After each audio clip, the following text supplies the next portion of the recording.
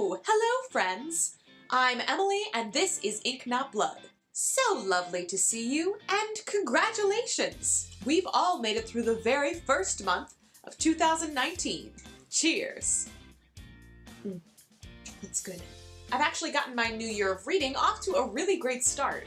I read 11 books in the month of January, which is a very strong start to the new year. Instead of going through a whole wrap-up of telling you what I read in the past month, I thought I'd keep this video short and sweet and just tell you the best and worst reads of the month. And let me tell you, I'm seeing red.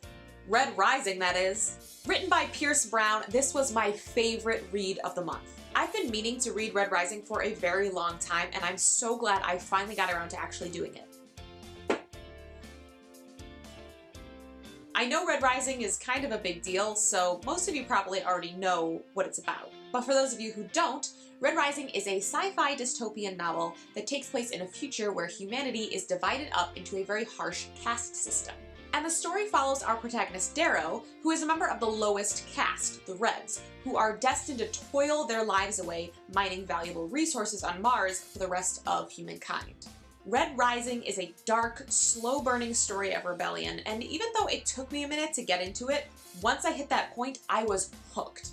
I knew pretty much nothing about this book when I picked it up, which is how I like to go into books and other media. I like to be surprised, and I like to experience everything a story has to offer in the freshest way possible. This is also why I find spoilers to be an unforgivable offense. But that's a topic for another time. Red Rising took me on a journey that I wasn't expecting, and it had lots of twists and turns. I really loved the world building and the characters and the general darkness of the story. I also liked that there was a lot of strategy and game theory brought into play. This book is one of my new favorites, and I can't wait to read the rest of the series. The 5th book is getting released this coming July, so I'm hoping to get caught up so I can pick up the new one as soon as it comes out. Following the red theme, I guess, the worst book that I read in January was All Systems Red by Martha Wells. How did that happen? So All Systems Red is a sci-fi novella following a murderbot with a sketchy past as it works with a team of scientists conducting tests on a faraway planet when everything goes wrong. I wanted to love this book. I wanted to love this book so much. I actually purchased it a while back because I was so convinced I would love it. And I loved the opening, if that counts for anything. I could have become a mass murderer after I hacked my governor module, but then I realized I could access the combined feed of entertainment channels carried on the company's satellites. It had been well over 35,000 hours or so since then, with still not much murdering, but probably, I don't know, a little under 35,000 hours of movies, serials, books, plays, and music consumed. As a heartless killing machine, I was a terrible failure.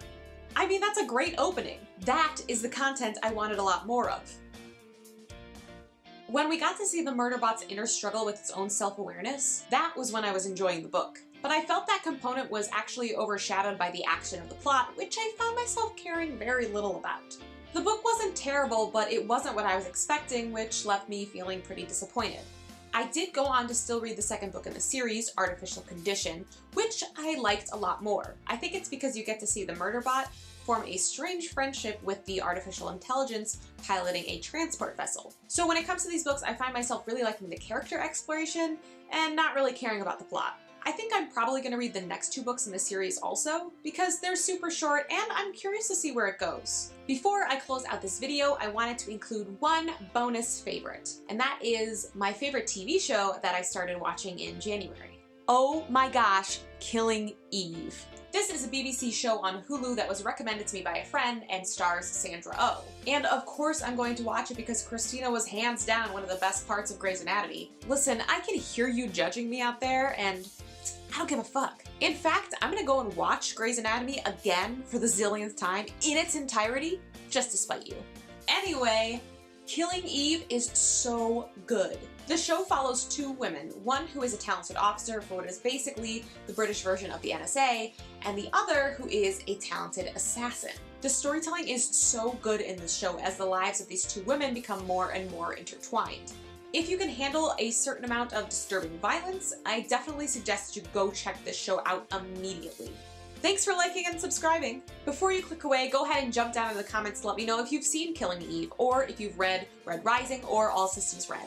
I'd love to hear what you think. If you're looking for an awkward goodbye, this is it. Inner struggle? Seriously? which I liked a lot more. Seriously? Oh, it's frustrating.